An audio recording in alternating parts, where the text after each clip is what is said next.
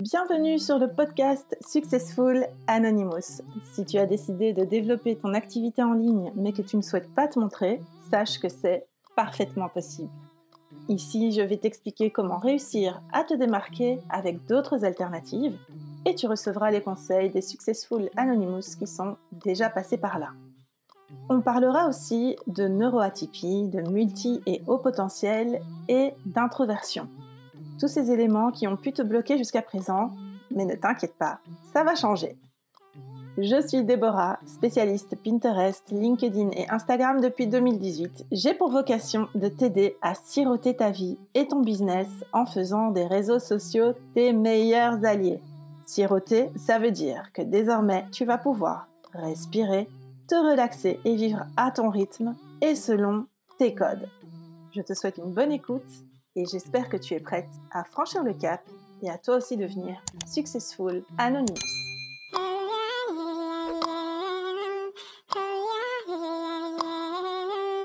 Dans cet épisode de Successful Anonymous, je te propose de découvrir le parcours d'Oriana de Graphic O. On va aller au-delà du graphisme et de son business et de la manière dont elle s'est lancée, puisqu'on va pouvoir aborder des sujets tels que l'introversion, les parades au fait d'être anonyme en ligne et encore bien d'autres choses. Un épisode riche en partage et très généreux de la part de mon invité. Je te souhaite une très bonne écoute. Aujourd'hui, j'ai le plaisir de recevoir Oriana dans Successful Anonymous pour une interview graphisme et plus si affinité. Alors Oriana, merci d'avoir accepté mon invitation et bienvenue à toi. Comment vas-tu ? Bah écoute, je vais très bien et merci à toi pour cette invitation. C'est vraiment un grand plaisir de participer aujourd'hui. Plaisir partagé. Alors pour les personnes qui se demandent qui tu es ou qui ne te connaissent pas encore, est-ce que tu pourrais te présenter en quelques mots et nous dire ce que tu fais dans la vie ? Oui, alors en quelques mots, c'est toujours très, très difficile, parce que, de base, je suis une vraie touche à tout. D'ailleurs, certaines personnes aussi m'ont retrouvée avec mon ancien compte justement Oriana touche à tout. Ah d'accord. Et donc je le dis, c'est très difficile de me donner des casquettes, mais on va dire, que je suis, au sens très large du terme graphiste, mais aussi donc illustratrice, un petit peu, dans le web design, ça c'est en balbutiement et surtout, je l'espère, futur, motion designer. Voilà. Le motion design, c'est génial. Moi, c'est un truc que j'adore. Est-ce que tu peux nous dire, nous donner un aperçu de ce que c'est pour les gens qui ignorent de quoi on parle ? Oui, donc le motion design, c'est l'art du mouvement dans les productions graphiques. Donc c'est un petit peu plus restreint que l'animation, mais ça va être par exemple de donner du mouvement à, des logos, quand on voit des logos qui arrivent un petit peu, pièce par pièce et qui finissent par former un tout, voilà, sur certaines productions, c'est ça le motion design et c'est là, que je veux tendre. C'est génial parce que franchement, c'est un truc qui manque et surtout chez les femmes, j'ai l'impression que c'est de nouveau un domaine très masculin, Mmh.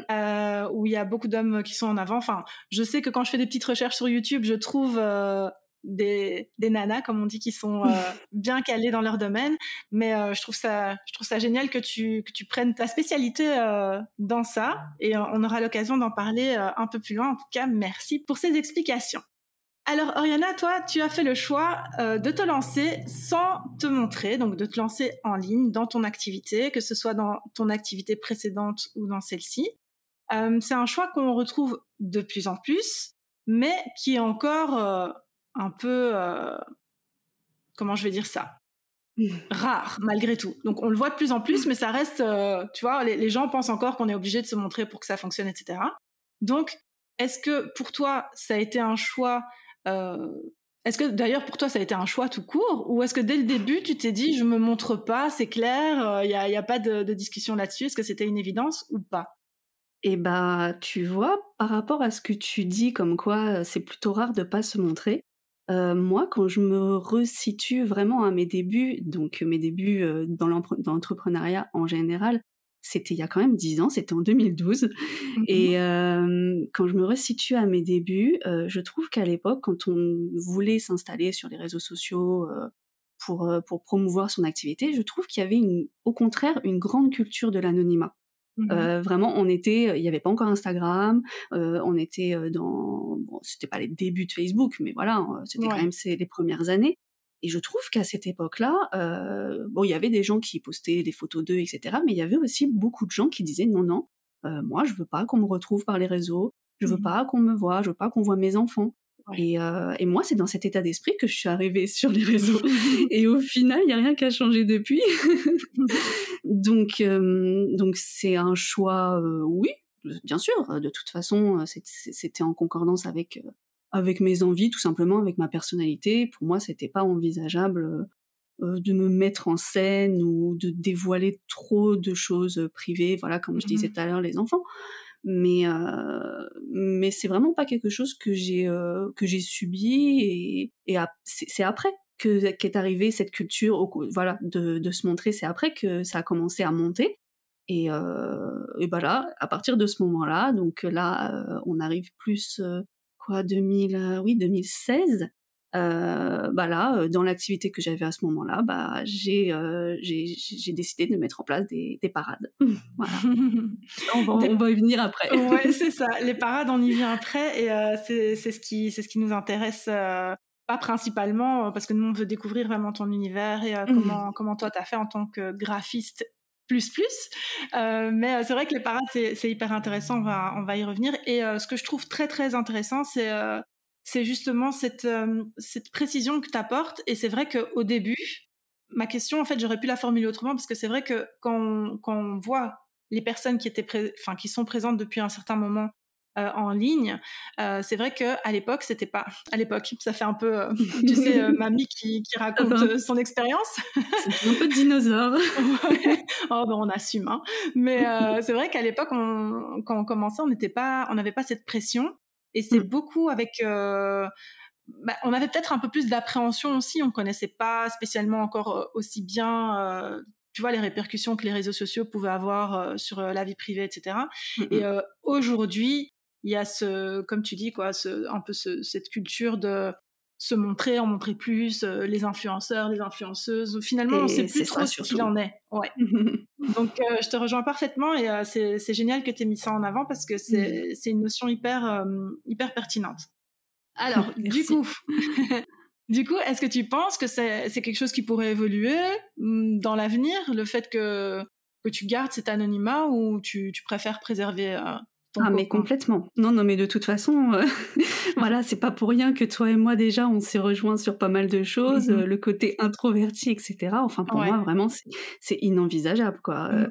c'est vraiment, et puis c'est même pas une peur ou de la timidité, C'est ça me ça. correspond pas, c'est tout. Mmh. Ça rentrerait en dissonance en fait avec la personne que je suis. Des personnes qui me verraient de l'extérieur, qui me connaissent, bah, elles comprendraient pas, c'est pas logique.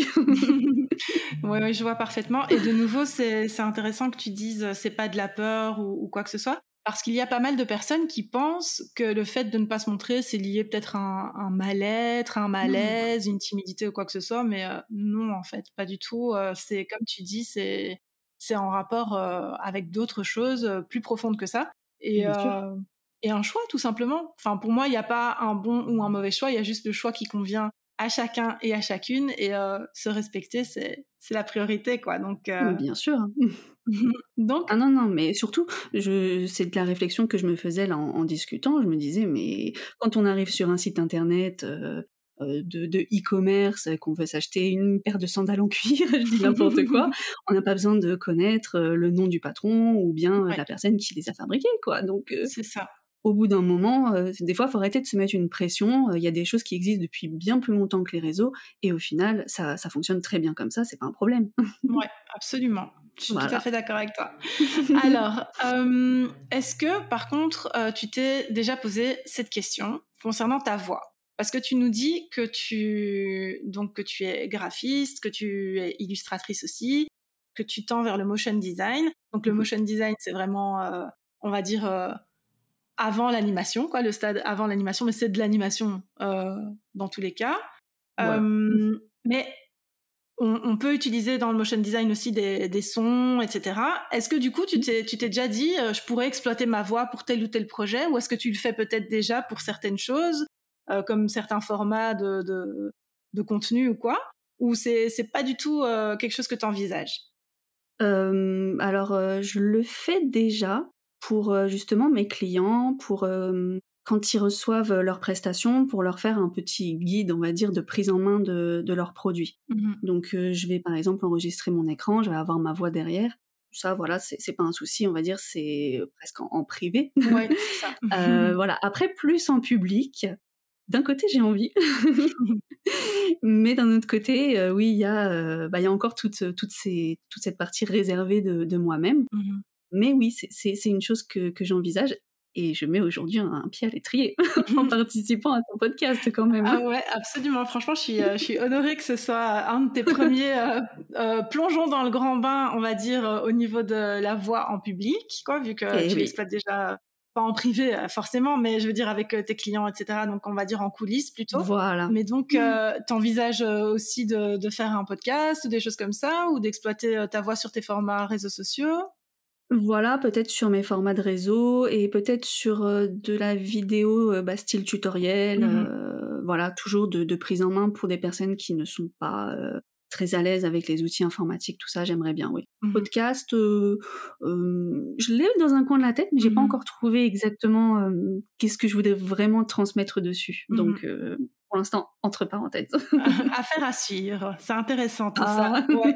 Mais c'est vrai que, quand surtout tout ce qui est tutoriel et cetera, c'est hyper intéressant de pouvoir ajouter la voix sur l'image parce que, quelquefois les gens peuvent pas suivre, enfin, c'est moins fluide de pouvoir suivre un tutoriel quand la voix n'accompagne pas, et donc ça Oui, oui, apporte un grand oui. plus. Donc j'imagine que ça va te motiver en termes d'apport de valeur pour pouvoir, aider encore plus, ta communauté. Exactement. Super. Alors donc on l'a dit, tu es graphiste, illustratrice et si j'ai bien compris, hein, tu me corriges quand je me trompe, mais donc la spécialisation que tu as choisi d'exploiter ou peut-être de te démarquer principalement là-dessus, c'est le motion design. Est-ce que déjà, est-ce que c'est ça ou pas? Et est-ce que tu peux nous expliquer, que ce soit ça ou autre chose, ce qui a motivé ton choix et nous en dire un peu plus? Parce que moi, c'est vraiment un domaine que j'aime beaucoup, donc je t'écoute, je suis tout ouïe. Alors, oui, la question de la spécialisation, donc le motion design, encore une fois, je veux tendre vers, cette spécialité. Je ne me prétends pas encore à un niveau suffisant pour me réclamer, vraiment motion designer. Mmh. Donc c'est une spécialité, voilà, c'est pour l'avenir, mais avant ça, on va dire la spécialité que j'ai voulu au départ de mon compte, c'était l'identité visuelle, ça c'est une évidence. Mmh. Tout ce qui est création, voilà, le logo, mais aussi tout ce qu'il y a autour. Mmh. Et dans tout ce qu'il y a autour, j'avais très, très envie de créer des avatars.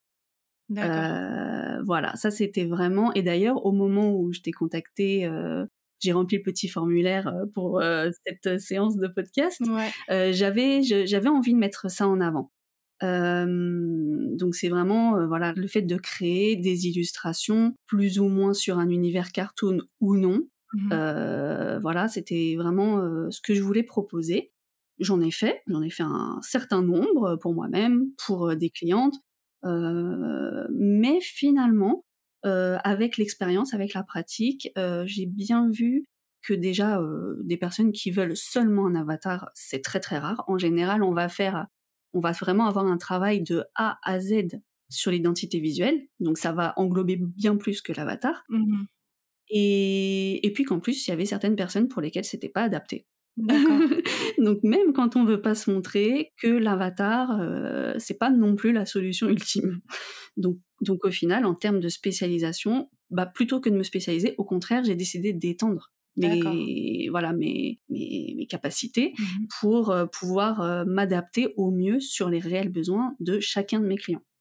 Voilà. D'accord. Donc D'où toi, le tu motion design derrière, pardon. d'accord, donc toi, tu t'es dit, finalement je j'ouvre un peu plus, le champ de possibilités pour, les personnes qui font appel à moi, c'est ça? Voilà, et puis en plus, encore une fois, en bonne touche à tout. Ça me correspondait bien aussi parce que finalement, au bout d'un moment, quand on fait tout le temps la même chose, il y a des gens, c'est très bien pour eux, mais moi, je finis par m'ennuyer. Donc le fait de Mmh. tout le temps étendre mes compétences, de tout le temps, me former, tout le temps apprendre, bah, ça me correspond, beaucoup plus. Mmh. Et comme ça, tu vas pouvoir, vraiment définir, enfin, plus précisément ce que tu proposes avec, ta touche à toi où on se dira: «Mais si je veux telle chose, c'est absolument chez elle que je dois aller, chez Oriana, je dois pas louper ça» et en tout cas, c'est tout ce que je te souhaite par rapport à ton activité. Merci. Justement, je voulais te demander, en tant qu'introvertie, est-ce que le fait de devoir échanger beaucoup, parce que dans ce métier-là, quand on parle de branding, d'identité visuelle, il y a beaucoup de retours, il y a beaucoup de demandes. Enfin, c'est un accompagnement réellement avec le client, la cliente. Tu peux pas définir son identité visuelle pour elle, quoi. Donc, il faut quand même qu'elle te fasse part de ce qu'elle veut, de ce qu'elle veut pas, etc. Quelquefois, je sais que les graphistes doivent un petit peu mettre le point sur la table pour dire c'est pas tout à fait ça que tu devrais faire parce que ça va peut-être pas te servir. Et donc justement, en tant qu'introverti, est-ce que c'est quelque chose que tu arrives à bien gérer? Est-ce que tu as trouvé une façon de faire qui te permette d'être, tu vois, vraiment sereine dans ton travail, ou c'est quelque chose qui te demande, même si tu prends du plaisir dans ce que tu fais, te demande malgré tout un effort? Bon, heureusement pour moi, mon introversion, s'exprime assez peu quand on est en tête-à-tête D'accord. avec, voilà, avec une personne, avec un client. Donc c'est pas difficile pour moi de gérer des appels, bah, voilà, des échanges, des fois quotidiens par Mhm. message, ça c'est pas non, ça va. Mais le problème, encore une fois, de l'introversion, c'est l'épuisement derrière. Ouais, c'est Voilà. ça. Donc c'est le souci, parce que non seulement je sais que je vais devoir gérer un épuisement, Mhm. mais sur le coup, je suis incapable de me restreindre. Mhm. Je vais tout donner et ça va donner, réellement, ça va donner des appels avec des clients une fois c'est arrivé, ça a duré 4 heures et demie. Voilà, mais en fait, il y avait trop de choses à dire, il y Mhm. avait trop de choses à voir et puis, bah, forcément, bah, on dérive et cetera et ça, oui, ça, c'est quelque chose, que je ne sais pas encore, doser. Mais d'un autre côté, même si je sais pas le doser, j'ai du mal à m'imaginer, à enlever cette valeur. Mhm. Voilà, ce plus que je vais donner dans ces appels, en l'occurrence. Mhm. Et comment tu fais pour te ressourcer après? Parce que je perçois très très bien, hein. Là, tu parles à quelqu'un qui voit exactement de quoi tu veux parler. L'épuisement, le fait de t'être totalement vidé, en fait, dans cet appel, en transmettant toute ton énergie, etc. Comment tu fais après pour te ressourcer? Oh, bah, en général, ça va être une sieste. D'accord. Ah oui, non, vraiment, je tombe littéralement de fatigue, et on est en plein milieu de l'après-midi et non, non, mais je vais me coucher, en fait, c'est fini. J'ai D'accord. besoin voilà, de me poser, de couper et malheureusement aussi, plus personne ne peut me parler. C'est vraiment, voilà, on se régénère un peu avant de Mhm. pouvoir repartir mais en général, le reste de la journée, ça va être repos, famille et surtout, surtout plus de travail. Ouais, ouais, c'est ça. Mais ça, je te rejoins aussi. Alors, la petite parenthèse, moi, je me pose toujours la question, est-ce que tu fais partie de ces personnes qui, quand elles ont un rendez-vous, savent faire quelque chose avant le rendez-vous, ou doivent attendre que ce rendez-vous arrive pour pouvoir mettre leurs idées enfin sur autre chose ou passer à autre chose? Eh ben non, je connais, hein, ce trait de Mhm. personnalité, je peux l'observer chez certaines personnes, mais non, ça va. Pour le coup, je suis pas, toujours hyper focus sur ces choses-là. Après, ça va dépendre aussi de l'ampleur du rendez-vous, hein, Oui, bien sûr. bien sûr, il y a des choses très, très importantes, là, on va être complètement, focus dessus, mais Mhm. non, ça va. Là, par exemple, juste avant l'interview, non, non, j'étais tout à fait sur mes autres projets, il y avait pas de souci là-dessus. D'accord, parfait. Bon, ça va, c'est que t'étais pas trop stressée à l'idée de te retrouver en interview avec moi, donc ça, c'est une bonne nouvelle.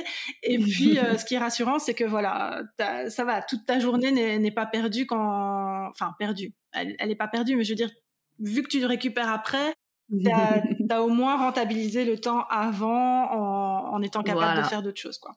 Très bien. C'est ça. Super. Par contre, le après, je l'attends. Ouais, c'est ça. Ouais, non, mais il est planifié normalement. Tu prévois rien dans l'agenda après parce que tu sais que ça va être comme ça. Ouais. Voilà. Ok, les personnes introverties qui écouteront cet épisode de podcast vont se reconnaître et vont être, à mon avis, soulagées de se dire que elles ne sont pas seules dans cette lutte. Exactement. Ça c'est bien ça. Super. Franchement, merci beaucoup pour toutes ces précisions. Et là, tu nous fais vraiment rentrer dans les coulisses et tout. Moi, j'aime bien ça. Donc merci à toi. Alors, on parlait là tout à l'heure de parade, au fait de ne pas se montrer. Et nous voici donc arrivés à ce moment tant attendu où je vais te demander, donc, quelles sont, toi, les alternatives que tu as trouvées ou que tu as mises en place, peut-être spontanément, peut-être avec le temps, en te disant « Ah, maintenant que les gens veulent se montrer ou veulent voir les autres personnes », vu que c'était pas le cas à l'époque de nous, petites dinosaures. Est-ce que tu peux me faire part justement de ces parades et de ces alternatives que tu as trouvées au fait de justement ne pas se montrer, et que ça pourrait éventuellement être quelque chose qui manque par rapport à ce que tu proposes, etc. Peut-être ce que tu proposes à tes clientes aussi, j'en sais rien. Quelles sont tes parades? Nous, on veut tout savoir. J'ai un petit peu donné la réponse déjà avant, parce que j'ai parlé d'Avatar. Vraiment, quand il a fallu que moi je crée mon compte en tant que graphiste, pour moi c'était en fait mon feed, c'était un double défi. C'était à la fois montrer ce que je savais faire et en même temps comment dire, dévoiler ma personnalité à travers un branding, et dans ce branding qui avait tout un ensemble qui allait du logo aux couleurs, aux typographies, et pour arriver à un avatar. D'ailleurs, j'ai une petite anecdote sur la création de cet avatar. Ouais. C'est bien les anecdotes. Oui. C'est que le premier que j'avais créé, c'était vraiment un de ces personnages féminins sans visage, très flat design, tu sais, sans ombre, tu vois, voilà, vraiment des aplats de couleurs, exactement tout ce qu'on voit un peu partout. Et je trouvais ça très très joli, il n'y avait pas de souci, mais là, je l'ai posté qu'une seule fois. Et je me suis dit, mais en fait, Oriana, c'est pas tout. c'est trop net. J'ai envie de dire entre guillemets, c'est trop sexy. Ça te ressemble pas. Toi, t'es jovial, toi, tu rigoles, tu fais des bourdes. Ouais. Team Pierre Richard. Voilà, la team Pierre Richard au voilà. c'est pas toi. Et je me suis posé de nouveau la question, mais qu'est-ce que tu veux transmettre? Et donc, j'ai complètement refait mon avatar. Pour en arriver aujourd'hui au petit personnage que l'on voit du coup dans mes stories, dans mes posts, qui a été rebaptisé par les personnes qui me suivaient à l'époque, qui a été rebaptisé Mini-O. Et ça me correspondait beaucoup plus parce que déjà il avait ce côté un petit peu je suis tranquille, je me prends pas au sérieux, je suis là pour kiffer. Et aussi ce côté cartoon, parce que je suis vraiment issue d'une culture cartoon, Tex Avery, les Looney Tunes, voilà, ça c'est une grosse part de mon enfance et ça reste encore aujourd'hui. Et en plus, il avait ce dernier avantage qu'il est très très simple à faire, et que si j'ai envie demain de lui créer une nouvelle expression et de l'animer justement en motion, c'est pas un souci, je peux travailler très vite et je vais pas perdre un temps fou non plus sur la partie créative de ce personnage. Donc pour moi, c'était c'est comme ça que les choses se sont déroulées et c'est ce que j'ai mis en place pour mon compte. Mais encore une fois, c'est pas ce que je vais mettre en place pour d'autres types de prestations où des fois on va avoir besoin d'un style d'avatar au contraire très épuré, très classe, pour peut-être par exemple ne pas faire de l'ombre à d'autres postes à côté qui auraient des très très belles photos, tu vois. Donc encore une fois, c'est du sur-mesure. Et c'est donc un ensemble de petites astuces qu'on va piocher ça et là en fonction du besoin réel. Voilà.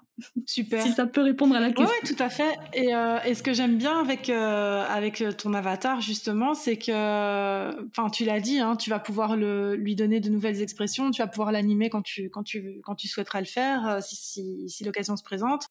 Justement, j'allais dire, tu peux lui faire prendre d'autres postures. C'est vraiment génial pour rendre ton contenu brandé à fond Voilà. et sans avoir l'impression de réutiliser constamment le même avatar, enfin le même visuel constamment sur chaque visuel justement. Voilà, ouais. Donc ça c'est vraiment super chouette. C'est aussi intéressant parce que c'est vrai que quand on parle d'avatar, on a tendance à voir un personnage, une personne réellement, et pas un petit personnage comme le tien. Et ça, je trouve que c'est intéressant aussi parce que on dit qu'il faut, allez, on va dire dans l'ordre logique des choses, il faut se montrer donc avec une photo. Si on n'a pas une photo, on met un avatar dans le sens entendu de la chose, donc une personne Voilà. dessinée. Et si c'est pas le cas, un logo. Mais toi, tu viens encore avec autre chose, en fait. C'est ça, j'aime bien. Et c'est un petit personnage. Et moi, je trouve ça juste génial. Et est-ce que tu parviens à créer de la proximité avec ton audience, avec ce petit personnage, où tu pourrais donc nous confirmer que c'est pas absolument indispensable, justement, d'avoir une photo, tu sais, hein, parce qu'on dit qu'il faut pouvoir s'identifier à la photo de profil de la personne, pour pouvoir tisser du lien avec elle, etc. Qu'est-ce que tu pourrais nous dire, toi, de ton expérience avec ton petit mini-O? Et bah, justement, au contraire, il apporte cette touche, de légèreté et d'humour que mon visage clairement en story ou en post ne transmettrait pas. Voilà, les personnes qui vont s'arrêter, qui vont voir, dans une petite bulle de photos de profil, ils vont taper graphiste, ils vont voir des logos, ils vont voir des belles Mmh. choses et puis d'un coup ils vont voir un petit machin bleu et ils vont se dire: «Tiens, c'est quoi ça?» et ça va me permettre aussi de sortir du lot. Mmh. Donc là, donc pour une autre personne qui voudrait avoir une prestation, équivalente, elle peut se dire: «C'est vraiment un plus Mmh. d'avoir quelque chose qui n'est pas comme les autres» et puis bon, bah, forcément, il a cette fonction aussi un peu comme un smiley et tout le monde Ouais. utilise les smileys. Il va transmettre une émotion que je ne pourrais pas transmettre, encore une fois, si je filmais seulement mon environnement, Mmh. je pourrais pas transmettre autant que ce que lui permet de faire. Ouais, franchement, j'aime bien, c'est hyper original et c'est super bien exploité, bien pensé et tout, donc c'est une bonne idée. Je pense que ça va aussi être une solution pour des personnes qui, justement, se prennent un peu trop la tête en se disant: «Mais je ne sais même pas quel avatar au sens classique, Mmh hein, donc personnage, choisir, parce que, est-ce qu'elle doit me ressembler en vrai? Est-ce qu'elle doit pas me ressembler? C'est Est-ce que» ça. alors ça, j'ai entendu, hein, plein de fois: «Mais non, mais parce que je veux qu'elle me ressemble. Mais si elle me ressemble, alors pourquoi ne pas me montrer?» Enfin, tu vois? Les gens partent dans des questionnements et quand Ah mais c'est pas complètement. voilà, quand donc je sais pas si toi tu as déjà eu, justement, si tu as encore une Ah autre si? anecdote? Moi, je suis preneuse, hein, j'aime bien, donc n'hésite pas à me faire part de 2-3 petites, choses comme ça Hem, que tu as sous le coude pour nous.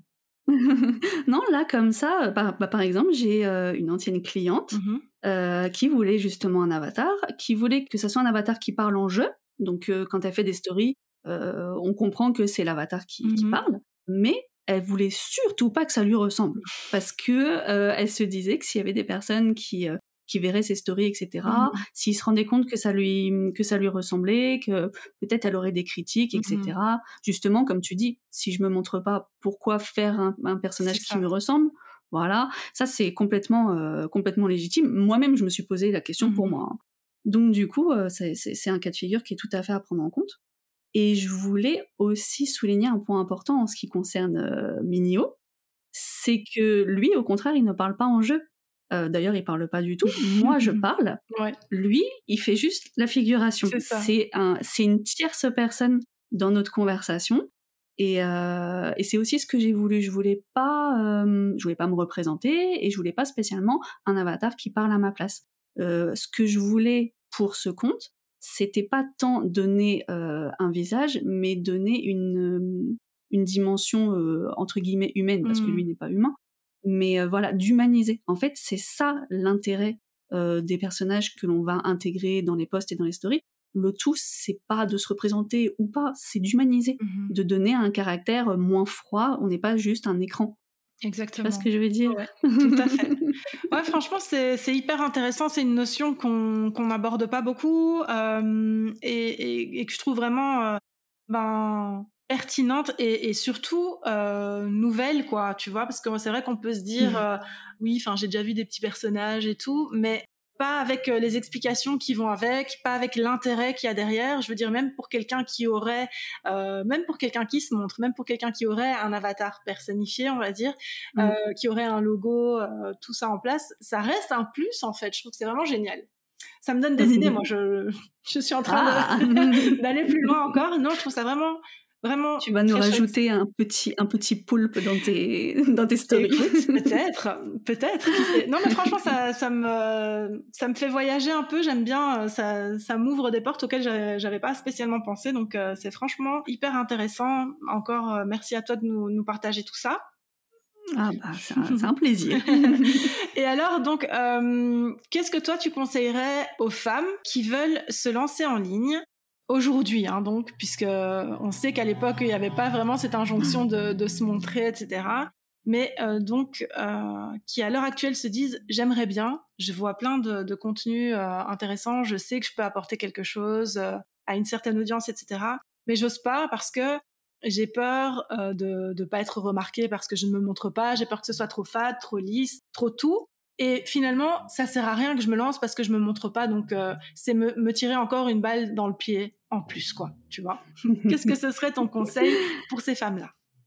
Moi, je dirais que vraiment la base, avant même de penser à un logo, à un avatar, à des couleurs, la base, c'est vraiment de faire une introspection de soi-même et de mettre en exergue, j'ai envie de dire, ce qu'on est et ce que l'on veut bien transmettre de soi, et pour pouvoir délivrer un message qui est 100% raccord avec la personne qu'on est. Et même si on est un Pierre Richard, même si on est un peu gnangnan et qu'on aime les fleurs et le rose, etc., c'est pas un problème. On pourra toujours se dire non mais j'abuse avec en communiquant de cette façon-là. Je vais pas toucher tout le monde, mais justement on veut pas toucher tout le monde, on veut toucher des personnes, voilà. On veut toucher des personnes. Déjà qui vont être potentiellement intéressées par ce qu'on fait, ça c'est logique, mais surtout en ayant une communication qui nous ressemble, on va attirer des personnes qui nous ressemblent. Absolument. Et ça, c'est un bénéfice énorme. Et vraiment, on s'en rend pas assez compte.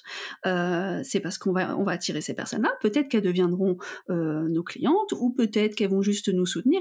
Mais on va avoir une ambiance dans le partage avec ces personnes-là. Tout va être agréable. Et il y a que des bonnes choses qui vont pouvoir en découler. Alors que si on se met à vouloir attirer un petit peu tout le monde pour avoir un potentiel rendement plus intéressant, etc., ah oui, peut-être on va faire plus de chiffres, mais on va se retrouver à avoir des prestations ou des échanges avec des personnes qui ne nous correspondent pas du tout. C'est même désagréable de communiquer avec ces personnes-là. On va se faire du souci parce que de toute façon, ils peuvent pas nous comprendre. Et nous, on peut pas les comprendre, donc on va avoir on va rencontrer forcément à un moment donné des problèmes. Et finalement, on va se rajouter un poids considérable sur les épaules. Donc finalement, cette question d'être soi-même, pour moi, vraiment, elle est primordiale. Et après, le reste, ça viendra. Parce que quand on sait qui on est et qu'est-ce qu'on veut transmettre, le reste, ça va être facile. Encore une fois, on va vouloir faire un avatar, mais on va savoir ce qu'on veut dans cet avatar. On va pas être à tatillon, je sais pas quelle piste choisir, etc. Donc vraiment mon grand conseil, c'est ça. Super, donc c'est vraiment d'arrêter de comment je vais dire ça, ne pas déjà commencer toute cette histoire ou tout ce raisonnement en se comparant finalement, parce que se dire c'est ça. voilà, c'est ça, parce que se dire je me lance pas parce que les autres se montrent et moi pas, c'est déjà un faux pas dans le raisonnement principal, quoi. Et non, c'est une évidence. De toute façon, il faut surtout pas commencer à regarder ce que font les autres parce que ce sera jamais comme nous. Donc non, c'est la pire des choses à faire. Ok, merci beaucoup. Et alors, j'ai quand même encore une petite question pour toi parce que je sais que en ce moment, on a pu en parler un petit peu juste avant, mais en ce moment, tu es en examen parce que tu parviens à combiner plusieurs casquettes. Déjà, tu l'as dit, tu es touche à tout. Donc, tu fais plusieurs choses à la fois, tu t'intéresses à plusieurs choses à la fois. Et en même temps, comme si c'était pas assez, tu as étudié, tu étais en stage aussi, il y a pas très longtemps. Moi, j'ai besoin de savoir comment tu fais, déjà de un, pour t'organiser avec tout ça en même temps. Et ensuite, sur base d'un conseil ou peut-être d'un tips ou d'une vision, on va dire, hein, tu vois, ce que tu dirais peut-être aux mamans qui nous écoutent ou aux multicasquettes qui nous écoutent, ce que tu leur suggères de faire pour réussir à, tu vois, mener tout en même temps et quand même plutôt sereinement pour pas devenir totalement zinzin à la fin de la journée ou de la semaine ou du mois. Oui, oui, effectivement, j'ai mon activité. À côté, je me forme. Donc, je me forme. C'est pas des petites formations trouvées sur le net. Hein, c'est un vrai diplôme de l'État français. Donc, j'ai dû faire un stage, effectivement. Et là, je suis en période d'examen pour toute la fin de l'année, puisque ça a commencé la semaine dernière et ça doit se terminer normalement tout début décembre. Donc, et en plus, tu n'as pas dit que je fais l'école à la maison, mais bon. Oh là là, tu vois comment je suis? Oh là là. Ça, c'est parce que ma tête est remplie. Mais oui, en plus, il y a l'école à la maison, donc même déjà, juste aussi. maman, c'est... Hein, tu vois, quand tu mets les enfants à l'école, déjà, c'est compliqué, mais c'est vrai que quand tu fais l'IEF, c'est encore une autre affaire. Donc, comment tu fais? Raison de plus, donne-nous toutes tes pépites. Mais en tant qu'introvertie, pour moi, l'école à la maison, c'est beaucoup moins fatigant que de m'imaginer me lever tous les jours à 6h30, branle-bas de combat, tout le monde se prépare, tout le monde sort, et puis après, on continue à courir toute la journée au final. Je préfère largement leur faire moi-même rester à la maison que d'envisager toutes ces sorties. Parenthèse faite. Mais non, l'organisation, enfin, il n'y a pas de secret, c'est l'organisation. Oui. C'est quand même être relativement carré, mais c'est aussi être réaliste avec ses propres capacités et savoir se donner des priorités. Donc clairement, je suis pas Wonder Woman. Cet été, j'étais en stage pendant 2 mois, j'ai pris aucune prestation. Je m'étais entièrement consacrée à ce stage. De toute façon, c'était à temps plein, donc je n'avais pas le choix. Et pareil, je savais que là, à partir de début septembre, je serais en examen. J'ai pris une cliente sur un très grand projet. Ouais. Ça va être un projet qui va durer peut-être 2 mois et demi. Donc au final, relativement étalé dans le temps. Je savais que j'avais pas des grosses deadlines avec elle. Donc je pouvais me le permettre. Mais sinon, je pensais vraiment que je prendrais personne. Vraiment, non, faut pas faire les Wonder Woman. Et en plus, je dis ça, mais je te disais tout à l'heure que même en priorisant à haute dose, je sens encore le stress qui est présent. Je vais pas dire que je suis super zen. Ouais. Donc voilà, c'est un conseil aussi que je me donne à moi-même là en même temps. Donc prioriser et rester réaliste surtout. Réaliste, pas ouais. aller chercher des to-do list de 10 kilomètres. Ah non. Ouais. Non. Et prioriser surtout quoi. Voilà, exactement. Ok, super. Est-ce que tu as quelque chose à rajouter à tout ça? Dis-moi.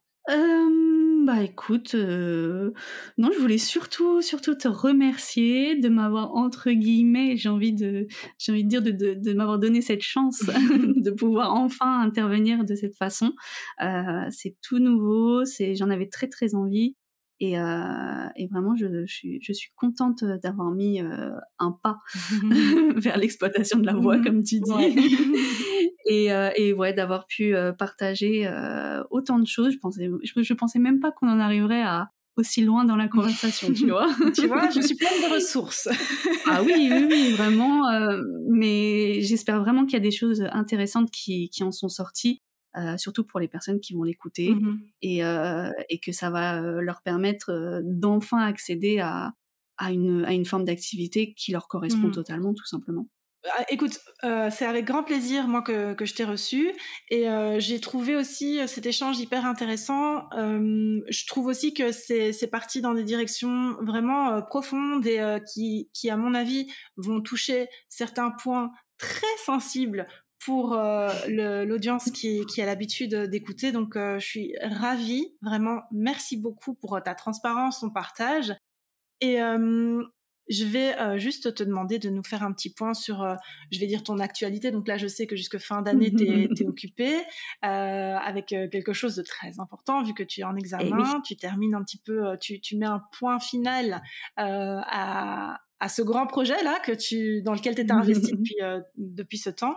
Et est-ce que à côté de ça, donc tu nous l'as dit aussi, tu tends un peu vers le motion design, etc. Mais est-ce qu'il y a des choses sur lesquelles on peut t'attendre, quelque chose que tu as en tête, un projet qui arrive tout doucement ou même rapidement, ou est-ce que tu veux nous refaire un petit point sur les endroits où on peut te retrouver et où on peut venir un petit peu voir ce que tu fais?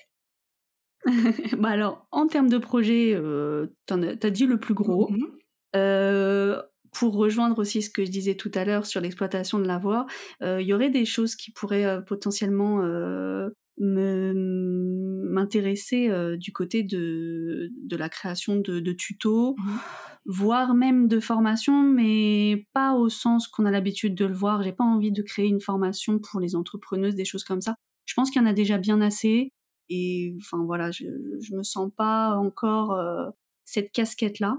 En revanche, en tant que maman qui fait l'école à la maison, j'aimerais beaucoup pouvoir envisager un vrai cursus scolaire pour des jeunes, notamment des jeunes filles issues de l'école à la maison, qui ont déjà passé toute leur scolarité à la maison et qui finalement voudraient aussi apprendre un métier en restant à la maison, encore une fois, ou pas d'ailleurs, hein, ça, mais au moins le confort, voilà, de le faire en ligne, ça c'est quelque chose, voilà, qui potentiellement pourrait venir, mais alors vraiment on parle de long terme. Court terme, non, je dirais même moyen terme, tuto, et ouais, cet aspect formation supérieure en final, hein, parce que du coup c'est à ça que ça ressemble, pour l'avenir. Donc voilà, avec des grandes pincettes, hein, toujours. Oui, bien sûr, mais c'est quand même ambitieux et c'est pas mal, hein. Il y a quand même déjà il y a du pain sur la planche, sans vouloir te faire stresser, parce que je suis certaine que tu vas très bien t'en sortir avec ces examens. Mais c'est vrai que quand c'est sur plusieurs semaines, voire mois comme ça, je vais pas dire angoissant. Pour moi, ce sera angoissant, mais je veux dire, pour le commun des mortels, c'est juste peut-être un peu stressant ou quoi. Mais donc, je suis sûre que tu vas mener ça d'une main de maître. Et donc voilà, ça te prend déjà énormément de temps. Et pour tes projets à moyen et à long terme, c'est hyper intéressant. C'est vraiment une bonne idée. Je pense que tu vas rencontrer une belle demande par rapport à ce que tu veux mettre en place. Et alors, où est-ce qu'on peut te retrouver et qu'est-ce qu'on peut te retrouver sur ces endroits où on peut retrouver Mini-O et toi? Bah, je suis sur tous les réseaux, mais c'est vrai que celui sur lequel je suis quand même le plus présente, c'est Instagram, hein, c'est voilà. Même voilà, si on peut aussi me retrouver sur LinkedIn, sur Pinterest, n'est-ce pas, puisque je me suis formée avec toi, Déborah. Même si là, encore une fois, les stages, les examens, c'est très très light, hein. C'est vraiment limite, je poste le moins possible. C'est intentionnel. Je me dis, si je commence à attirer des gens, je vais me retrouver avec des demandes et je sais pas dire non. Non, mais il faut prioriser, comme tu l'as dit, c'est la meilleure chose à faire. Chaque chose en son temps. Voilà. Et puis, bien sûr, un site internet. Je pense que voilà, tu le mettras peut-être en bas du podcast sur lequel j'explique un petit peu certains aspects du travail, j'explique qu'est-ce que je fais, et il y a une petite galerie où on peut voir un petit peu tout ce que j'ai fait jusqu'ici. Super. Voilà. Bah, franchement, n'hésitez pas, vous qui nous avez écoutés jusqu'ici, à aller retrouver Oriana, principalement sur Instagram. Je vais mettre tous les liens de toute façon de ce dont on a parlé, des plateformes où on peut la retrouver, etc. Je mettrai tout sous cet épisode. Et Oriana, moi je te remercie vraiment encore une fois pour ta transparence, ta générosité dans le partage. Et je te souhaite beaucoup de succès avec tes examens et tout le reste. Et je te laisse le mot de la fin. En tout cas, je te remercie énormément. Bah, encore une fois, moi aussi, je te remercie. Et le mot de la fin, ce sera voilà, de souhaiter tout autant de courage et de réussite à toutes les personnes qui nous ont écoutés. Merci beaucoup, Ariana. À bientôt.